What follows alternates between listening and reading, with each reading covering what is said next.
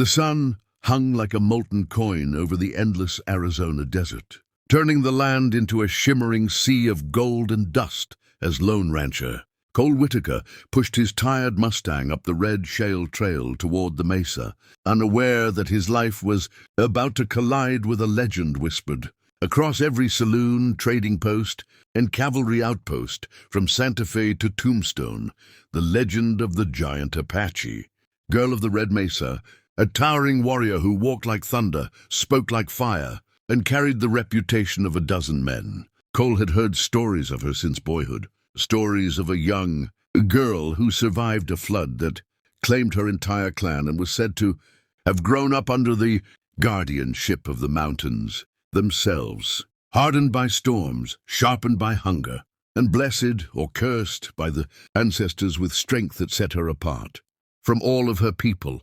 But Cole, a practical man with little patience for folklore, dismissed such tales as drunken exaggeration until the moment he saw her standing atop the ridge, tall as a canyon pillar, her shadow falling over him like a storm cloud, her braids whipping in the hot wind as she leapt down the slope with the grace of a mountain lion and the force of a charging bull, landing so close that Cole's horse snorted and staggered back while he froze, eyes wide, heart pounding, realizing that every rumor he had laughed at was real.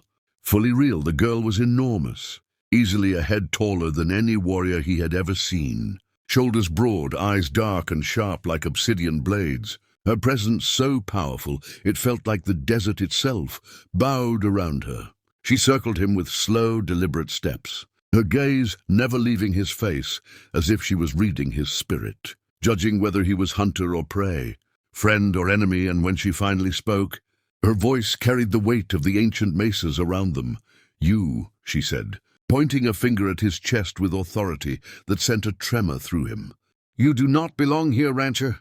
Yet the winds brought you, the earth guided you, and the spirits say you are not to be killed." And Cole, wrestling between fear and fascination, lifted his hands to show he carried no threat, answering with as much steadiness as he could muster that he was simply searching for a lost calf that had wandered into Apache territory.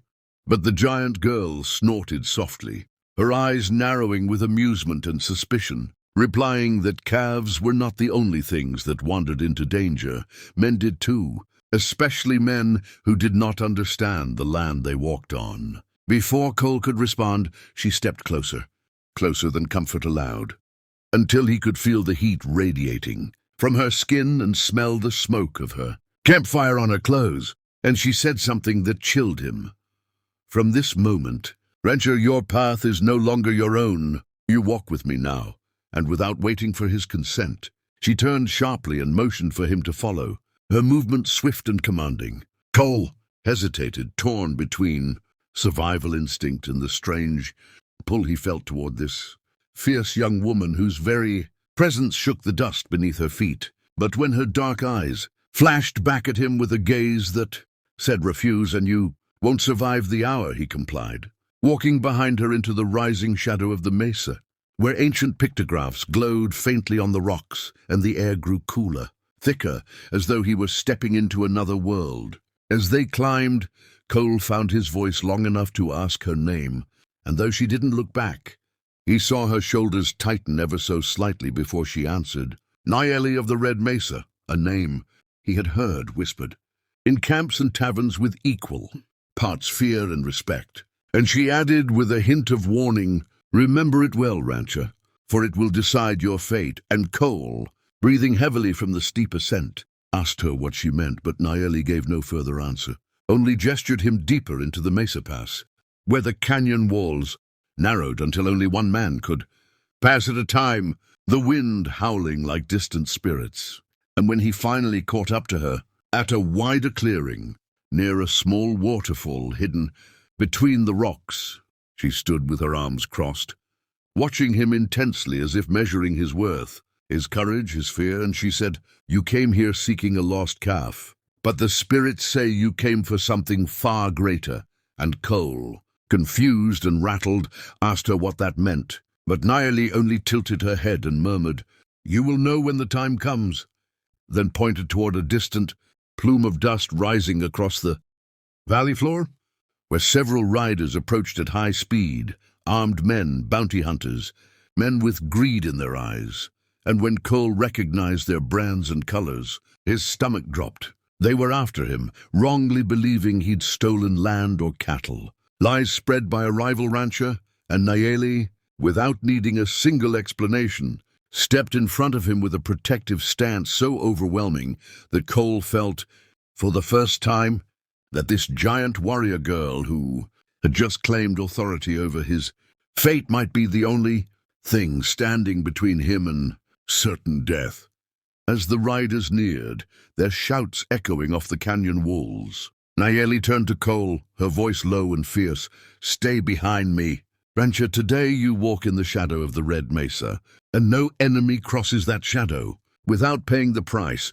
And as the ground shook under the hooves of approaching horses, Cole realized that whatever destiny he had stumbled into, it had only just begun, and the Giant Apache Girl was about to change his life forever. The dawn broke over the Red Mesa, like a river of molten gold spilling into the vast desert, and Cole Whitaker, still reeling from the previous day's confrontation with Nayeli, the towering Apache girl whose presence had upended everything he thought he knew about survival, honor, and courage, found himself moving cautiously through a narrow canyon pass that twisted like a serpent through the heart of the mesa, the shadows of jagged cliffs stretching long and sharp across the dusty trail. And he realized with a mix of awe and fear that this woman, Nayeli, who had saved his life from a band of ruthless bounty hunters, was not only a protector, but a guide into a world he had never imagined. A world where the land itself seemed alive, where every rock, every gust of wind, every call of a distant hawk spoke a language of warnings and promises. And as he followed her silently, trying to match her long, confident strides, he noticed how every movement she made was calculated, deliberate and yet almost poetic, as if the earth and sky moved with her rhythm. And despite his exhaustion from the climb and the previous night's tension, he felt a strange energy coursing through his veins, the kind that comes only when one steps into the unknown and feels, for the first time, that destiny has chosen to cast its dice with you. Nayeli paused suddenly at a bend in the canyon, her dark eyes scanning the horizon, and without turning, she spoke in a voice that seemed to echo off the stone walls, carrying authority and calm. "The hunters are not far behind, but they are blind to the traps of the land. You will see why the mesa favors those who respect it." And Cole, still catching his breath, asked her what she meant. And she only smiled faintly, a rare crack in her otherwise impenetrable expression, before crouching and pointing at subtle depressions in the sand, at twisted vines and thorny shrubs that seemed to mark hidden pitfalls, warning zones and natural obstacles.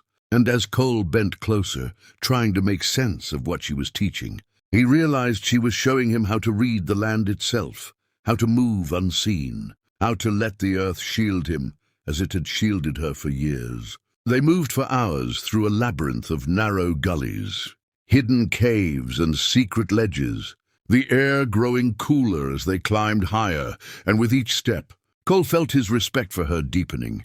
This was not a girl grown in isolation, but a force of nature, forged by hardship, shaped by storms, and tempered by a fierce intelligence that no man could match. And yet there was a subtle kindness beneath the giant's fierce exterior, a flicker of humor in the way she watched him stumble over roots or nearly slip on loose shale, offering a quick hand or a teasing glance, as if reminding him that survival was not only strength, but adaptability, humility, and courage. And by the time the sun reached its zenith, casting searing light on the cliffs, Cole realized he had learned more in one day with Nayeli than he had in a lifetime wandering the plains alone, just as he began to feel a small spark of confidence in navigating the treacherous canyon. A distant shout rang out, sharp and menacing, carrying over the ridges and echoing through the valleys.